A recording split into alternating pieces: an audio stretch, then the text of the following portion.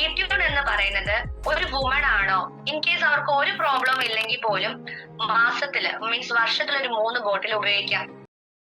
ഇനി ഞാൻ ഈ പറഞ്ഞ രീതിയിലുള്ള പ്രശ്നങ്ങൾ ഉണ്ടെങ്കിൽ, ബോഡി ഇഷ്യൂസ് ഉണ്ട്, എനിക്ക് വയ്യ, പക്ഷെ ചിലര് പറയല ഇങ്ങനെ കൊണ്ടു നടക്കും, അവരിങ്ങനെ ചീർത്ത് വരും, മുഖത്തൊക്കെ hair growth, pimples, emotional problems, അവരുടെ ആകെയുള്ളൊരു ഭംഗി നഷ്ടപ്പെട്ട് പീരിയഡ്സ് കറക്റ്റ് അല്ലാതായി വരും, ബ്ലീഡിങ്ങിന്റെ ഇഷ്യൂസ് വരും, അവർക്ക് കുട്ടികളില്ലാത്തതിന്റെ ഇൻഫെർട്ടിലിറ്റി പ്രോബ്ലംസ് വരും, സെക്ഷൽ ഡിസോർഡേഴ്സ് വരും, ഹോർമോണൽ ഫ്ലക്ച്വേഷൻസ്, വൈറ്റ് ഡിസ്ചാർജ്, ഇങ്ങനെയുള്ള എല്ലാ പ്രോബ്ലത്തിനും എന്താണ് വളരെയധികം സൊല്യൂഷനാണ്. വുമൻസിന്റെ ഹെൽത്ത് ആണ് പറയുന്നത്.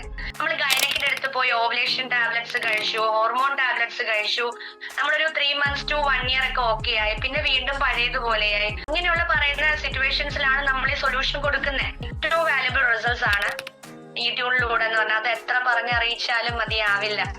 ഡൈജഷൻ പ്രോസസ്സ് കറക്റ്റ് ആവുന്നുണ്ട്. പീരിയഡ്സ് ആകുമ്പോൾ ഓവർ PMS ഇഷ്യൂസ്, വയറുവേദന, നടുവേദന, വോമിറ്റിംഗ് ടെൻഡൻസി, അതിൽ മാറ്റം വരുന്നുണ്ട്. ഇൻഫെക്ഷൻ പോലെയുള്ള പ്രോബ്ലംസ് വരില്ല. നമ്മുടെ സ്ട്രക്ചർ മെയിൻറ്റെയിൻ ആവുന്നുണ്ട്. സ്കിന്നിന്റെ ടോൺ കറക്റ്റ് ആവുന്നുണ്ട്. ഇൻഫെർട്ടിലിറ്റി ഇഷ്യൂസിന് മാറ്റം വരുന്നുണ്ട്.